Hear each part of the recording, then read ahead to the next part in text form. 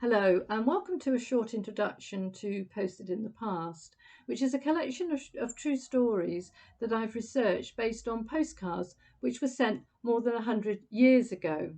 Using genealogy, which you might be familiar with if you've looked at your own family tree, or perhaps you've watched Who Do You Think You Are or A House Through Time, I've used those resources to research these people. So perhaps I've started with the 1901 census or the 1911 census and found the recipient of the postcard and then been able to construct their family tree and reveal their story. In the first book, I found a maid who worked for Edward VII's doctor, a ship's cook who sailed with Lord Kitchener on the ill-fated HMS Hampshire. I also discovered a maid who was returning to England from Canada aboard the RMS Empress of Ireland. During the early hours of the first night, the ship collided with another, and this maid, along with hundreds of other passengers, lost their lives. There were more passengers lost on the Empress than on Titanic, although Titanic's overall loss was obviously greater. In the second book, I researched a postcard which was sent to America, and that revealed the story of the early years of Great Ormond Street Hospital.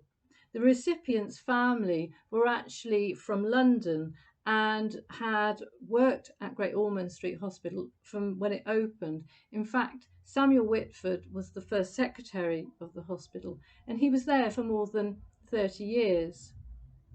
I also discovered one postcard had links to Guinea Street in Bristol, which might be familiar to you if you watched A House Through Time. The family I researched actually lived just down the road from the featured family, and unfortunately their house was demolished some time ago. Now, of course, when I started the research of that postcard, I had no idea where I was heading. The card was actually sent to a family in Norfolk, but it was by researching the family that I found the actual connection.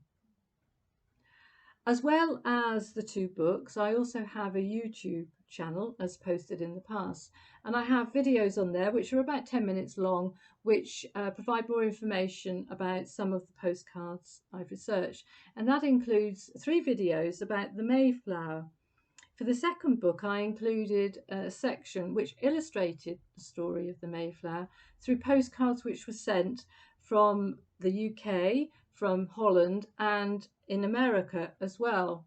So I researched American families, and I did quite a few American postcards and found that I had connections with the American Civil War and also with the War of Independence. So you can find those on my YouTube channel, but the Mayflower connection is actually featured in the second book.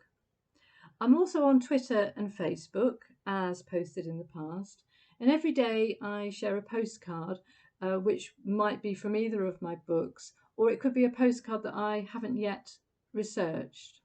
Thank you for watching.